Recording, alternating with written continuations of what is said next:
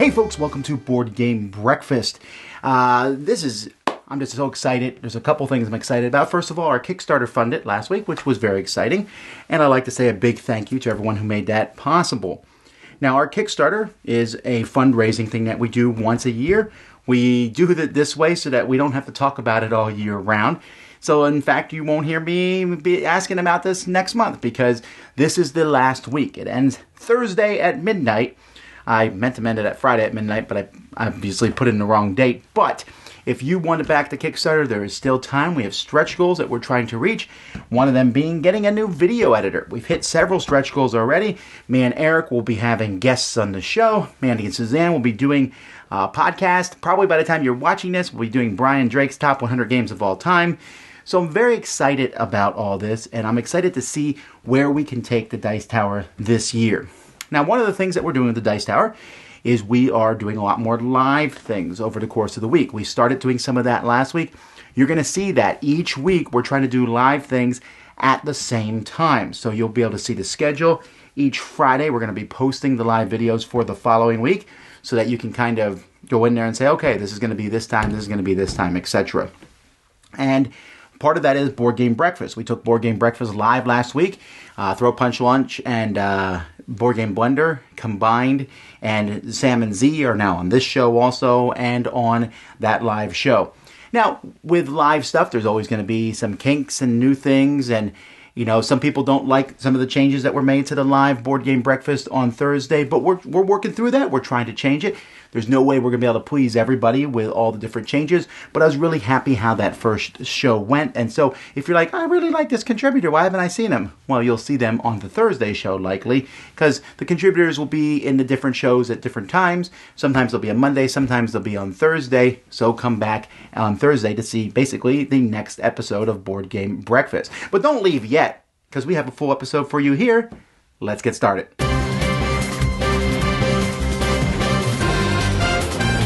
This segment, which I started last week, I go around the internet and look at various interesting things and try to point them out to you. Starting this week, I'm going to be putting links to all these things in the description of the video, so if you want to see more. Also, if you see something on the internet and you think I should highlight on this show, send it to me at tom@dicetower.com, realizing, of course, I won't put everything on the show, but you never know. So first of all, on our Thursday show last week, we talked about a bunch of announcements from Portal for their games. Well, he did a keynote address, and you can see a video that kind of puts all the clips together. So you just go in there and kind of watch all the clips and see Ignacy, the president of Portal Games, and half of the games are designed by him, talking about this new stuff. So we went on a cruise. And, you know, you've heard of us talk about that. You've seen Jason's blog this past week. Well, our 2017 cruise... we had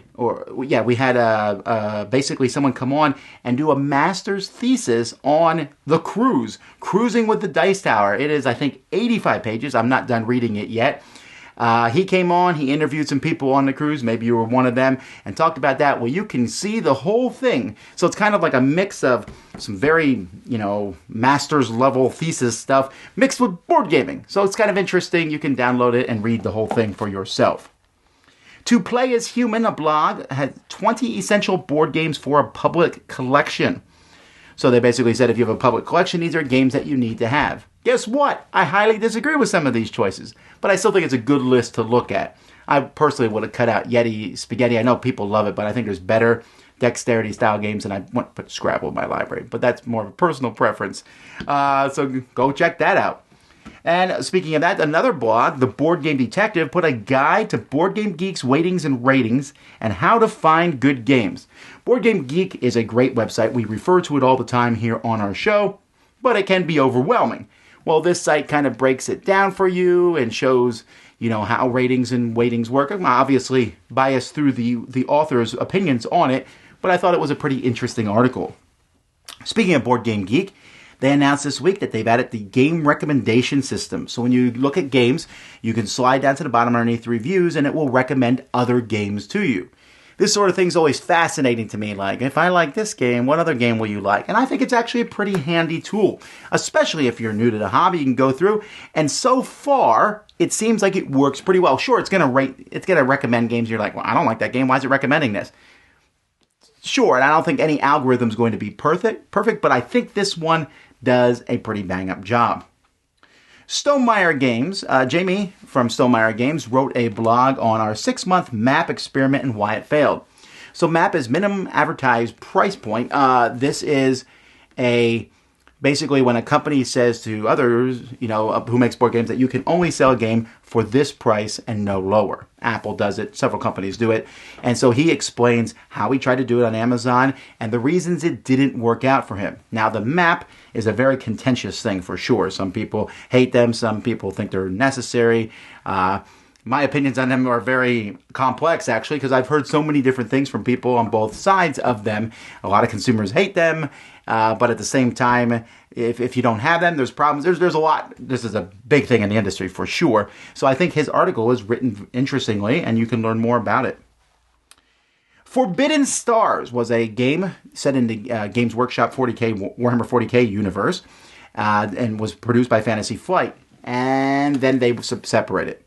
And so we'll never see expansions for Forbidden Stars because those two companies aren't together. But one of the designers of Forbidden Stars, Samuel Bailey, who told me that they already had the expansion designed and everything, he wants to get that expansion out there and get the game redone. You can't just reskin it because Fantasy Flight owns the game, but he wants to redesign it. And he's crowd surfing this in a sense, crowd sourcing the ideas and things to put it together. You can see a link here. He's talking about it and working with it. Should he kickstart it himself? What should he do, etc. Mary Prasad did a recap of Board Game Geek. Mary Prasad used to do the news for Dice Tower years ago, and she always does a very extensive look at things. And so she went to Board Game Geek Con, which was this past fall, and did a very long, lengthy. You want to see what it's like to go to a con? Well, her article gives a ton of pictures and a lot of thought into what happens there. This is a really neat YouTube video that I found for a Merchants and Marauders 3D game board. In fact, they even explain to you how to make this game board, which is probably beyond my skill set, but wow, I don't even like Merchants and Marauders, and I want this game board. I actually saw they did a Lords of Hellas one too, and that one I do want. But this is fascinating. This is the sort of thing I love to see, where someone takes a board game that they love and makes it just spectacular, a wonderful experience. So it's from a company called Games Up from the Netherlands. And then finally, if you missed it, I did an Ask Me Anything on Reddit last Monday, and so people came on and asked questions, and I tried to answer as many of them as I possibly could. So that's what I found on the internet. You got something interesting for me? Send it to tom@dicetower.com. Hello guys, it's Cardboard Rhino and welcome to one more Rhino Says Yes. Today's game is one of the best war games out there. It's a great strategic puzzle. It feels fresh and streamlined. It's 878 Vikings, Invasions of England. The game takes place in the year 878 and players control the invading Vikings, the Norsemen and the fearless berserkers, or the English nobles who are trying to withstand the invasion, namely the Housecarl and the Thanes. Each player chooses a faction and takes the corresponding units and the battle dice and faction cards that are unique for each faction. The game is played for up to 7 rounds. During each round, all 4 factions will take a turn in random order, determined by the color of the cube drawn for the turn. If the active player is the first Viking faction to take its turn in a round, they bring a Viking leader which comes with an army, and they are ready to invade the coast. If the active player is from the English side, the reinforcements come according to the units pictured in certain shires, as long as they are not occupied by Vikings. Then the active player plays a movement card, which determines the maximum number of armies they can move and the maximum number of shires each army may move. An army must stop if it enters a shire occupied by enemy units, as it is battle time. In the battle, the defending factions have the initiative and simultaneously roll their battle dice according to the amount of units present, applying the results. If the English players are the defenders, they will also be able to call up the peasant levies, called the Feared, to defend their cities, and they add their dice to the battle. Then the attacking factions simultaneously roll their battle dice, and the back and forth continues until there is only one side remaining. The results can be hit, command, which allows that faction to move one of its units to an adjacent shire containing friendly units, and flee, in which case you place the unit here and it may re-enter the game during the reinforcement phase. Every time a Viking wins a battle in a city shire, they place a Viking control marker on it. The Vikings win if there are 14 or more Viking control markers on city shires at the end of any round, while the English side wins if at the end of any round there are none. Alternatively, the game can end with a treaty. Each faction has one treaty card that they may play as a movement card and then place face up here. After round 4, if one side has placed both their treaty cards, the game ends and the winner is determined by the amount of Viking control markers placed at that time. The game offers a wonderful asymmetry with a different experience when playing each of the different sides and a clever and straightforward card and die system. There's a strong element of luck, but in the long term, it's the player's tactics that will determine the outcome. There's lots of exciting strategic choices to make, like where to move with which armies, when to play the treaty card, how to resolve the dice, and so on. It's a game with lots of tension, and as it's based on historical facts, it also really makes thematic sense, and you can actually learn from it about the events of the time. It's easy to grasp and teach, and at the same time it's deep strategically, so Rhino says a big yes.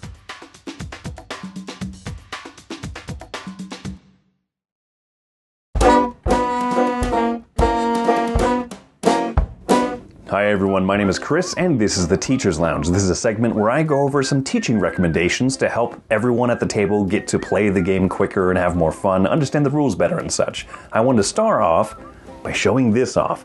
This is the Feast for Odin Norwegians expansion, and I'm showing this off for no other reason than I know that Tom has not had a lot of success finding it, and I've got to pick it up. This teaching recommendation actually has nothing to do with Feast for Odin, just bragging rights. That's all, just bragging rights. The thing I do want to talk about is this awesome little piece of production that comes in some games, the player aid. I love using player aids for multiple reasons. One is it does help me keep things straight and make sure to explain all the rules. You ever played a game of 5 tribes where someone forgot to teach, hey, how does the market scoring work for all the goods that you get at the end of the game? Not so much fun when you have that realization halfway through. So I like player aids because they tend to explain a lot of things that you might need to remember. Oh, there's a hand limit in a game, or there isn't a hand limit. Those types of things that I really hate forgetting.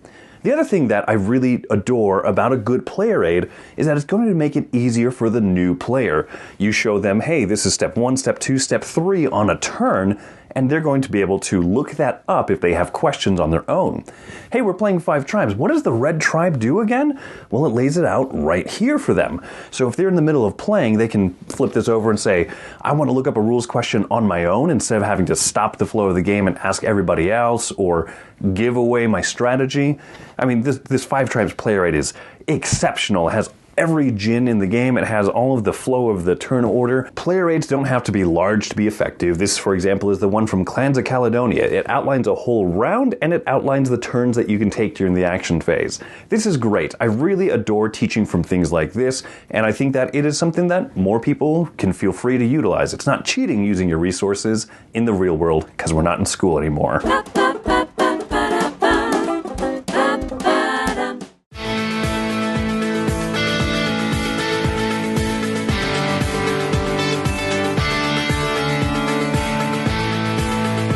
Well, hey folks, welcome back to another segment here on Board Game Breakfast. And this is a segment where I basically am going to open up my game carrier and show you what I'm taking to game nights for probably the next couple of weeks, I would imagine, or something to that effect, and trying to get these games played so that we can get them reviewed. So this is not going to happen all the time, just every once in a while when, you know, maybe the games that are in here now are kind of cleared out and we're ready to show a different batch of games. So we're going to go ahead and open this up. I've already unzipped it and it just falls down flat right there. And so first of all, we have Ninja Rush. Now this one just got put into the bag because I just did the unboxing of it a couple days ago. As a matter of fact, it probably hasn't even gone up yet. I don't think it has, at least. It's going to be a while before that happens. But anyway, this is a neat little party game that's has a time element to it. But I'm thinking that I might like it. It's probably geared more towards kids and families and that type of thing, but that's okay with me. But Ninja Rush, where you're going to be flipping these little ninjas that have sand timers on them, and you're trying to keep the sand flowing. And if it ever stops, well, you miss out on on it. So Ninja Rush, that looks like it's going to be pretty fun. Then we also have one here called Atlantis Island of the Gods. Now this one is a resource management type game where you are trying to build monuments in a certain way, shape, or form, depending on what god it is that you're following after and what they're asking of you. So this is a smaller game, probably takes about 30-45 minutes, what the box says here, 1 to 4 players.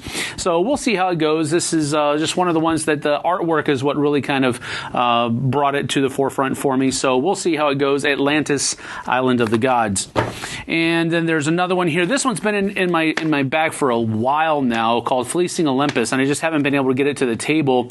Haven't had the right situation, I guess you could say. So it's sticking around for a while. Maybe it'll get played pretty soon. Hopefully so. I want to get it done. And then, well, this is one just came back from Essen. It's called Mini World War II. It's a game for 2 to 4 players, and it's basically more of an abstracted version. And on top of that, the U.S. isn't in here, as a matter of fact. This is a number of different factions. You've got, I think it's England, Russia, Germany, of course, and then... what's the other one? Japan. So there you go. It's Germany, United Kingdom, Japan, and Soviet, and Russia. So I'm really looking forward to it. When they showed it to me at Essen, I was really surprised because it didn't look like much, but the gameplay sounded really fun. So hopefully getting this one to the table soon as well. Mini World War II. And then this is one that I just did the unboxing for yesterday. And it looks really awesome as far as the components are concerned. I like the artwork for it. I like what you're doing. It's kind of a set collection game where you're trying to be the most lucrative market or restaurant owner in a port town in Japan. So I'm looking forward to it. It looks really good, and I think the gameplay is going to be fun, but I don't know yet. But that's Tsukiji. Then this one. Wow. This one has my full attention right now. Not necessarily because of its gameplay, but its artwork, its component quality, even the insert in this thing, you'll see when the unboxing comes out, is amazing. So I'm really looking forward to this one. That's Tales of Glory, and this one is really close to hitting the table very, very soon. Ninja Squad is one that we actually played on our Testing Tuesday earlier, last week. And we only did the basic version of it, though, the cooperative race to the Shoguns version. There's actually 2 more game modes that are in here. There's a player versus player mode where you flip all the boards over and you're actually trying to be the first person out of town back into the Blue Forest. And then there's also a Speedy Ninja version of the game where the turns that you're taking are actually timed. Don't know if I'm going to like that very much because I usually don't like that kind of stuff in games, but I'm also very willing to give it a try. But Ninja Squad is something that I'm really looking forward to getting back to the table. Then this one is one we also brought back from Essen. I actually carried this one back because I was interested in it. I have played it once since then, but I've not been able to return to it. So I want to get it back to the table before I actually do the review. And this is, I believe, the last time I did this on Token Punch Lunch. This was in the bag as well. So it just has been a whirlwind ever since then. But Star Scrapper's Cave-In is one that I was looking forward to at Essen. I played it. I do remember enjoying it, but I've got to revisit it some more before I give it a review. So that's Star Scrapper's Cave-In. And this one right here, Robin Hood and the Merry Men, is one that has, we were waiting for this to come back. It's so heavy, I couldn't bring it back in my luggage, so we had to put it on the pallet. And then the pallet and all 18 of those boxes took its forever loving time getting back to the States. So I am very looking forward to giving this one another whirl. I have played it at Essen. It was a truncated game at that point. I've also played a full game of it since we've had it back, but we're getting it another play here very, very soon so that I can get it reviewed as well. So really looking forward to giving this one another go. So that's what I have in my game night bag right now, and that's what's hitting the docket. So there you have it. We'll see you guys and gals on the flip side. Enjoy the rest of your breakfast.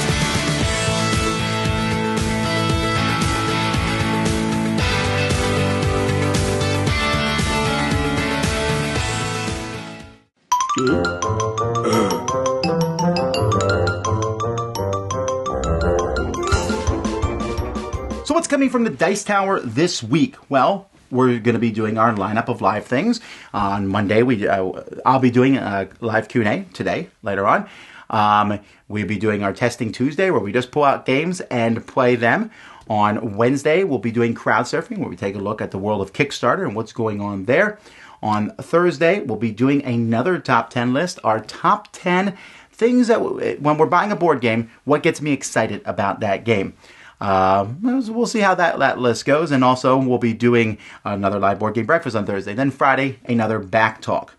I'll also be reviewing several games over the course of this week, including Majolica, Dire Wild, Barnacle Bay, The New Muse.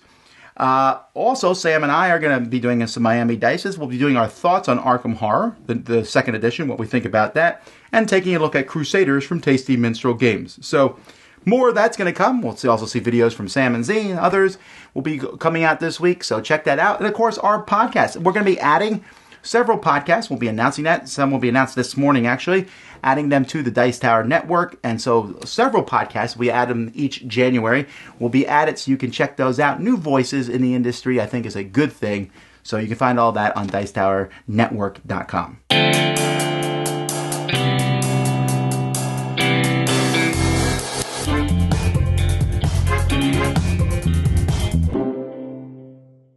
Hi, Mike Licio from Solomode Games. Recently I was looking at the comments section on a video, and the person was commenting that on many of the Kickstarter campaigns that they follow, they tend to find a group of solo gamers coming in and commenting, asking or perhaps even demanding that a solo variant gets added to this particular game that they're following. And that of course got my attention because although I may have asked, and I'm not even sure if I've done this, asked if a solo variant was going to be available. I've certainly never demanded one. That's just not my style, I suppose. And so I wanted to ask the non-solo gamers, is this something that you feel like is a prevalent issue? Do you find that on many of the Kickstarter campaigns that you're following, that you have people coming in kind of demanding a solo variant be added to the game? Now, I think that there's been a larger overarching issue with Kickstarter where some people might feel a sense of entitlement because they've pledged a certain amount of money. They feel like they've got kind of the right to make demands upon the creators. And I personally don't necessarily think that this is a reasonable tack to take, but you do tend to see people that have kind of a sense of this is what I want and why isn't it there? But I wanted to know, is this something that's more prevalent you're finding among the solo gaming crowd? I personally have said in the past, and I want to reiterate, that I have no interest at all in a solo variant being kind of shoehorned onto a game where it wasn't planned to begin with. I don't want a last-minute stretch goal solo mode added because those generally don't tend to be very good. And so I wanted to get a sense of non-solo gamers. Is this just part of a bigger issue where every so often you might have a person who has a sense of entitlement? Or do you feel like this is more prevalent among solo gamers where they're demanding solo variants where they didn't exist before? If you could let me know in the comments below, I'd be very interested to hear what you have to say. Thank you so much for your time as always, and have a great day.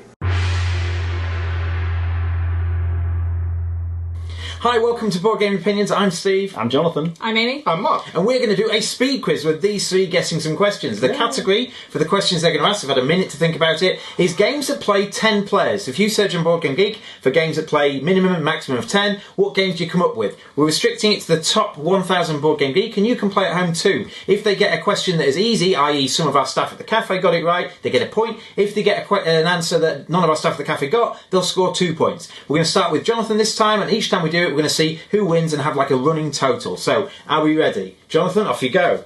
Masquerade. Is there? It's a 2-pointer. Formula D. Formula D is a 2-pointer, well done. Ultimate Werewolf. Ultimate Werewolf is a 1-pointer. Citadels. Is not there. Shadowhunters. Is not there, I'm afraid. One Night Ultimate Werewolf. Is there, well done. You've got 2 elves. 1 Week Ultimate Werewolf. Is not there, I'm afraid. Werewoods. Is there, well done. That is a point. 1 Night Ultimate Werewolf Daybreak. Is not there. Coup. I'm afraid he's not there, doesn't play 10. Werebeasts. Werebeast might not be in the top 1,000. Secret Hitler. Secret Hitler is there, it's a point. I was thinking of that one. I'm going to open it up to the floor. You can now shout out answers at any order. Have we said coup? We've said coup, I think. Yeah, it's not there. 2 Rooms of the Boom. It's definitely there, yeah, well done. That is a point. It's a big, you want social deduction games, like big social. I can't think of any.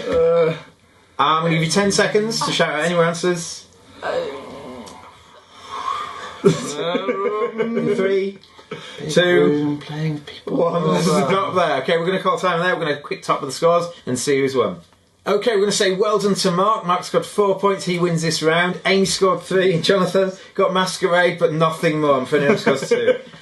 Ones you could have missed, you're on the right track. Social deduction games, you could have Avalon, Deception, and The Resistance, obviously. Yeah. And one of your favourite games, Ricochet Robots, plays Infinite Players. Oh, that's great. Some of the harder ones that were worth 2 points if you had to go at home. You could have Poker is there. You could have had 6 Nims, which I know Amy likes, so kick yourself. Mega Civilization, Werewolves and Miller's Hollow, and When I Dream. There were other answers there too, so well done if you got those at home. Anyway, we've been Board Game Opinions. Thanks for watching. Bye.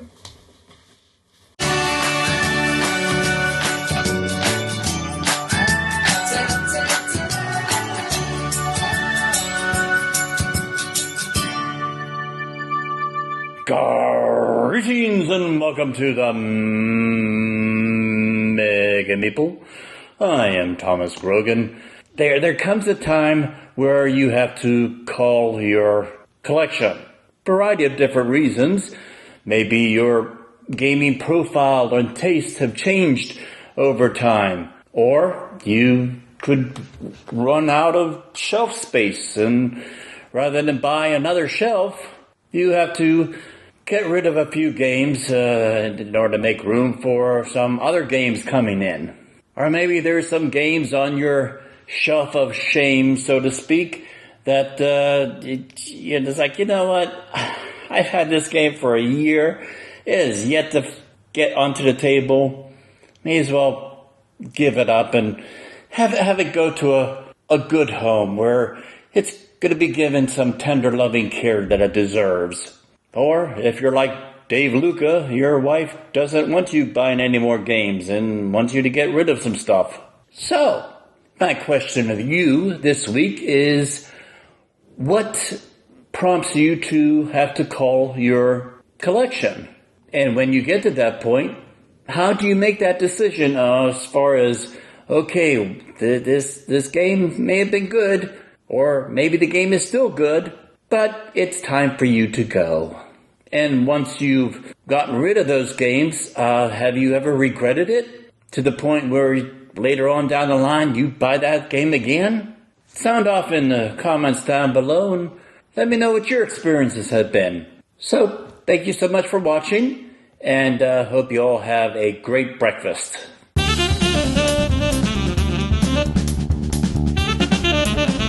Alright, so what games are getting added to the Dice Tower library this week? So we'll start with an easy one for me, Detective Club. What a great game this one is. It's a fantastic party game, and I'm really excited to have that to the library. Then we have Lost Cities. This one's going to be going in. Yes, it's a 2-player game, but it's a great 2-player game. So I feel like this is just a classic that needs to be in the library. Hit Z Road. This is a zombie game. Now, I don't know how long this one will stay in the library, but I'm going to put it in for a while because the game itself is pretty solid. It's not too long, and it just has an interesting, unique theme to it. Then we have Fire and Axe. I don't really like this game at all, but I know a lot of people do. This is the original version from Asmodee, but it's a good, solid one, component-wise. And so, again, a lot of people like this Viking-themed game. New York 1901. This one here is a really great gateway style game, and even though it's not gotten a whole lot of like long-term replayability, it's one I think people might enjoy checking out. Thebes is a classic game. I love Thebes, so this is one I'm really glad to add to the library. Just a lot of fun pulling bags and doing archaeology. Then we have Hey, That's My Fish. This is one of the many versions of Hey, That's My Fish, but I'm okay adding this one to the library because it's a very simple game and easy for people to get into. London. This is the nice Osprey version of London. Again, not a game I'm a huge fan of, but I know that I'm in a minority there. A lot of people really like it, so this is a great version add. The Primary, just reviewed this one last week. Nice, solid game, area control style game with a fun theme. So, yeah, easy. Tiny Towns. This is an automatic. In fact, I'm probably going to go out of my way to get a second copy for the library because I really feel like this one is going to see a lot of play. And then Brass Birmingham. Brass Birmingham. This is the second copy for the library. This game is so popular that I decided the library needed a second copy of it. Also, I should probably get around to playing it, don't you think? Alrighty. Well, those are the games added to the library this week. Let's keep moving.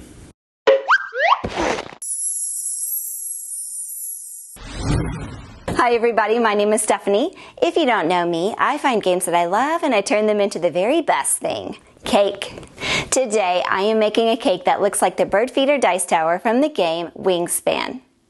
And since it was my birthday last week, this is actually my own birthday cake. Alright, come on, let's get started. Okay, here we go. The cake flavor that I'm making today is an Oreo cake. It's one of my favorites. I'm cutting my cakes and Oreos, and I mix my crushed Oreos into my sweet buttercream frosting. This frosting is so good, like cookies and cream.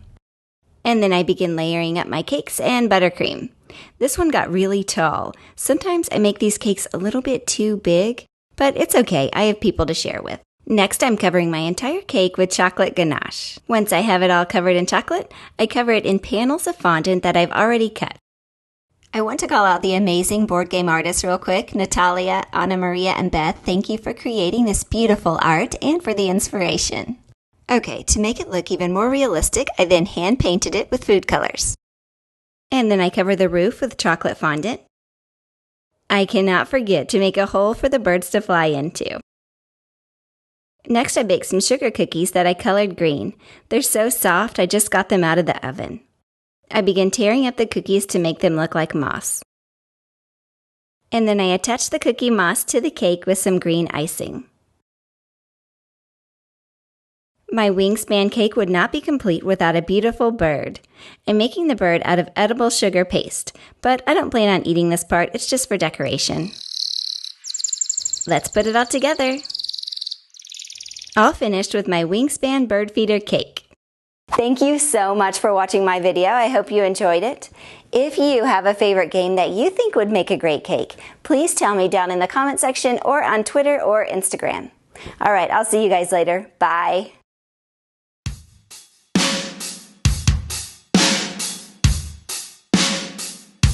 Hey everybody, I'm Z Garcia, and today I'm going to be talking about why I'm letting War and Sheep here go from my collection. You see, I'm running into space issues. All gamers probably know this old tale. And this is one that was technically reissued as a new game called Jurassic Snack. Now, that game is not a direct reprint of this. It's sort of inspired by War and Sheep, and I have that. But I was debating, sort of which one did I like more, which one is the one that's likely to get more play, right? Ultimately, that's what it's all about. Now, this game's a little more in-depth than Jurassic Snack. And before I keep going too much more, I'll show you kind of what the idea here is. You have a board, it looks like that. You're going to be filling it with grass tokens. You have a few of your sheep, your opponent has a few, and you are trying to collect those. They have victory points on them. You are avoiding wolves, and you are going to either win by, once all the tokens are gone, having the highest total, or with those wolves, eliminate your opponent's sheep and just win the game outright. Points don't matter in that case, okay? In this one, you are going to have cards as well. And in the reissue, there are no cards. It also has, of course, a prehistoric, Jurassic theme. So these cards, you are going to draw when certain tokens are consumed from the board, and they do all sorts of things. They allow you special actions in the game. This is one thing that was completely removed from the reissue. And some of the tiles, some of the tokens on the board, were given special powers in and of themselves. The token on the board says what it does. That's one of the reasons why the new one, Jurassic Snack, is likely to get more play. And that is because it's a lot easier to get up to speed and play, especially with non-gamers, right? Because as you are playing on the board, upon stepping into one of those locations, you reveal the tile, and I can help you figure out what that tile is. They're all very simple, again, but we're talking really intro-level gamers here. Instead of having to draw a card, and maybe you're not quite sure what to do with it or what it means, but you don't want to show it to me because I'm your opponent in the game, right? I don't want to have to go through all these before we get going. So that's one thing in the game. It's also a little bit shorter. And I like my pretty components. The new one has these stunning little dinosaur pieces. You know, you got your herbivores, those are your player pieces, and the little T-Rex that's going to be running around. It behaves as basically the wolf in this game that you can push onto your opponent and eliminate them from the board. So there you go. That's War and Sheep versus, you know, the new printing of it or the re-implementation, the reimagining of it as Jurassic Snack. Tell me what you think of these two themes, which one you would rather keep in your collection, and, you know, just what might attract you to one of these two versions versus the other one. I'm curious to hear your thoughts. Thanks, everybody, for checking this out.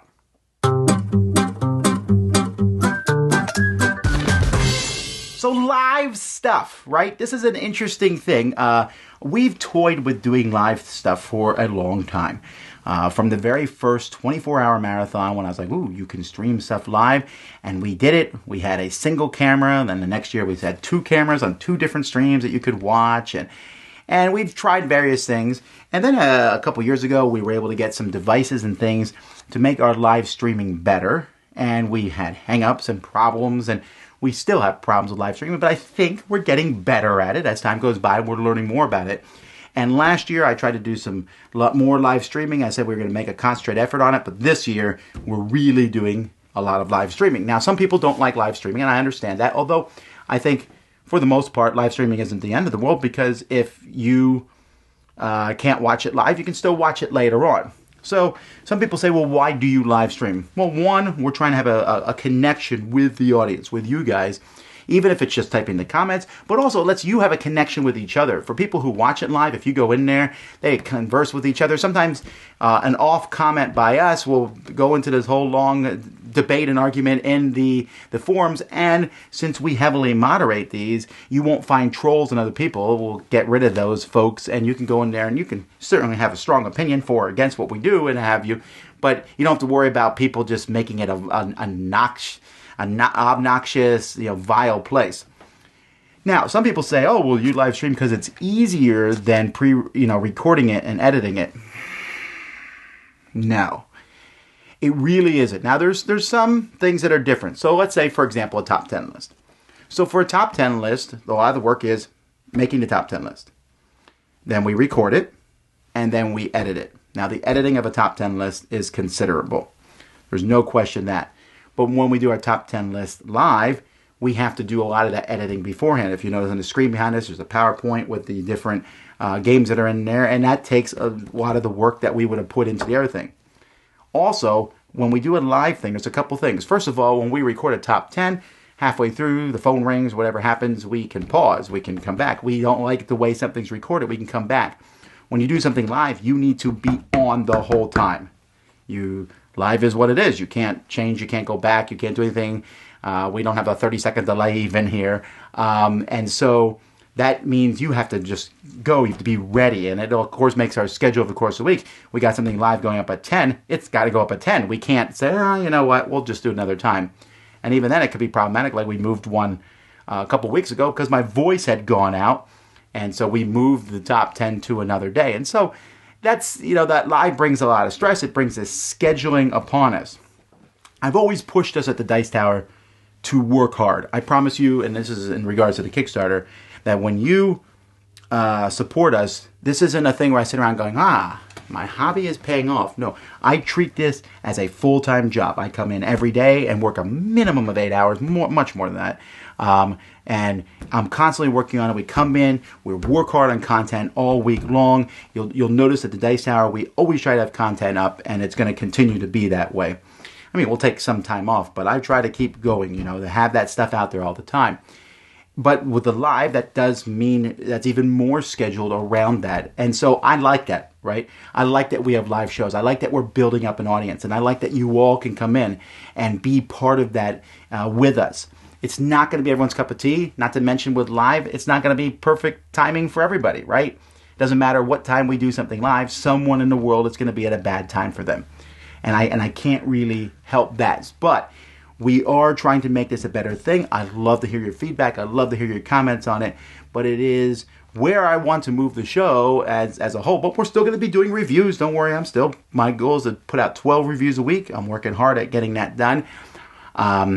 But the live things, I think, are going to make our channel better. They help differentiate us from other channels. And I want to have this constant stream of information about board games to you. And you'll notice it's not all just Cult of the New, too. One of the shows that we started last week, Dice Tower Dive, where we took a deeper look at Dominion. That's kind of, I want to do that. The top 10s are usually not Cult of the New. They're look backs, too.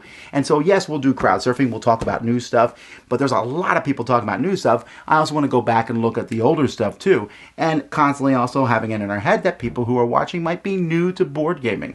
So there's a lot of different things that go into it. There's a lot of technical things with live streaming. If one thing goes wrong, you got the internet stream there. You have the machines running, getting the videos prepped ahead of time when you see those video packages that play during them, getting the right thing to go up on the screen at the right time, or the microphone's on. There's so much going on in live streaming, but I have a fantastic team who is helping me out doing it. We just had Derek leave, but Derek is definitely instrumental for helping get us to where we are now with live, with Roy and Kenny and all of us working together. I'm excited about the future, and I hope you are too. And if you're not a big fan of the live stuff, I ask that you give it a chance to some degree. And if not, then you can watch it later on too, and I hope that you enjoy it. Thanks so much, guys, for watching our live stuff. Hang in with us as we go through hiccups and learn and get better at it, but it is something I want to do on a consistent basis, and I hope that you have a great 2019 watching it. Hi, Suzanne here with this week's featured board game app. Ganz Clever continued Wolfgang Warsch's explosion into the board gaming world. A roll and write game that earned an incredible Kenner Spiel nomination in 2018, the publisher was quick to release a digital version. Let's take a look. In the themeless Ganz Clever, the active player rolls dice, selects one, and fills in an area that matches the color of the die. Simple, right? If you take a higher value die, the lower dice are placed on a silver platter for your opponents to choose from. Play a certain number of rounds, and the high score wins.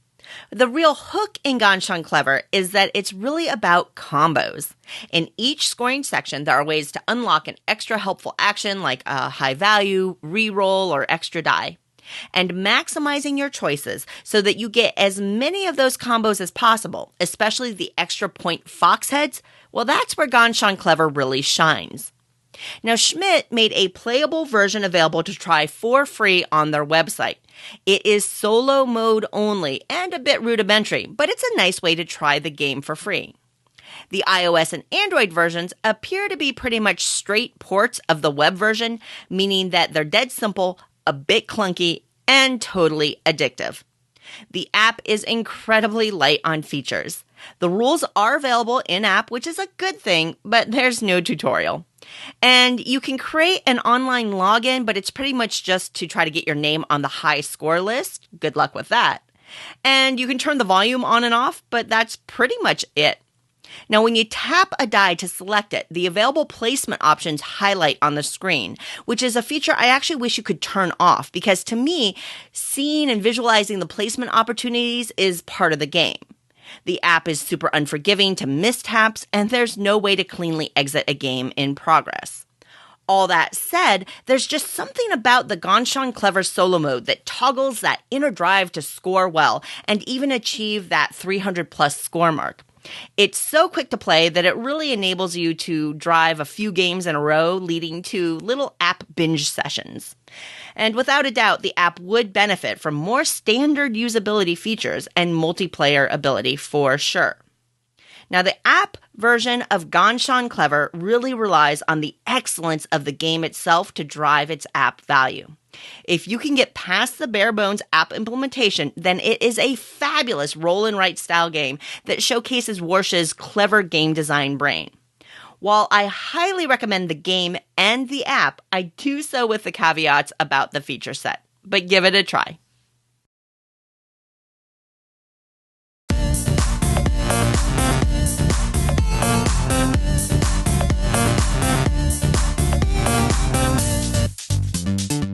Hey everybody, this is Roy Candy, and this is Printed Pieces, where we take a look at what 3D printing can bring to the board gaming hobby. So I actually got to get my printer built. So I went through the process of busting open the box, and I've watched tons of different videos of like how-tos of put this thing together, and I began the process of taking it all out. The Ender 3 comes in a whole bunch of different pieces that you have to put together and make sure everything's done in the right way. Overall, the experience was not super difficult, but even with watching some of these different like how to put together videos, and I had watched a bunch since I'd been waiting since Christmas to be able to actually do my 3D printer and actually build it. So I had watched a ton of like different content and people talking about the printers and putting them together. Overall, like if you're into building, like if you've built IKEA furniture before, you've put together like different models or things like that, this is like nothing new. You just read the instructions and put things together in the right way. It's super interesting though, because like this has electronic pieces that move back and forth. You have to plug the cords in the right place. I was actually super excited because I got everything together, and the Ender comes with a test file on it, which is like this little like Creality dog thing, and a lot of people print those out as their first print. So one of the things I did was, everybody talks about with 3D printing you have to level the bed, so I made sure the bed was leveled, and I popped in the SD card and there was the dog on there already, and I'm like, let's just try to print this. So I printed out my first little 3D dog, and it turned out pretty good. So I'm like, hey, that's amazing. Like the first print I do on this thing just turns out and like looks really cool. So I'm really excited about that. Then the next thing I did, I was like, I need to make something board game related. So I jumped in and made this Keyforge deck. I actually painted this up, but there was a file online that I downloaded and threw it in there. But yeah, that is my experience with building my Ender 3. You've seen a couple different shots of me putting it together and a couple different pictures of this I built. Next week I want to talk about where you can find board game files that you can print off. A lot of files are for free on the internet, and there's also a lot of places that you can buy different files and things like that, and people are running Kickstarters constantly all the time for a lot of different gaming things for your 3D printer. So on the next week, I'll see you then. There's a slight irony to this segment this week, and that is I am kind of sick to the back teeth of board game media a little bit. Sometimes, not all the time. I open up Twitter, full of board games. My Facebook has been full of board games for years now. Instagram, full of board games. I get board game emails from Kickstarter. I don't know how they get my email. There's not Kickstarters I've backed. My whole life is surrounded by board games all the time. And I'm worried that oversaturation to such an extreme point is going to eventually make me want to just have out of this entire hobby. I've always been into anime, but I've started to try to get more knowledgeable about it, and I've realised that it's everywhere now as well in my social media. I just don't think it's necessarily a good thing. I love board game media. I think having a step back from it just every now and again is probably a good idea, because there's just only so much you can consume, and I just find myself bombarded all the time. And yeah, I have a board game podcast, and I have a board game YouTube channel. This Game is Broken. Like and subscribe. That doesn't mean I can't feel like this sometimes. It's fantastic that it's even possible for there to be that much board game media that you could be sick of it. Sometimes when I'm not looking for it and it finds me, I just think, oh, I can't keep up. There's so many games, and you just can't know about all of them. And I think sometimes you have to just go, for the next 3 months, I'm not going to care about what board games exist. And if they're any good, in 3 months' time, they'll still be talking about them. And if they weren't very good, I ignored them, and then they went away forever. It's like not answering the phone. If they really, really needed you, they'll just call back.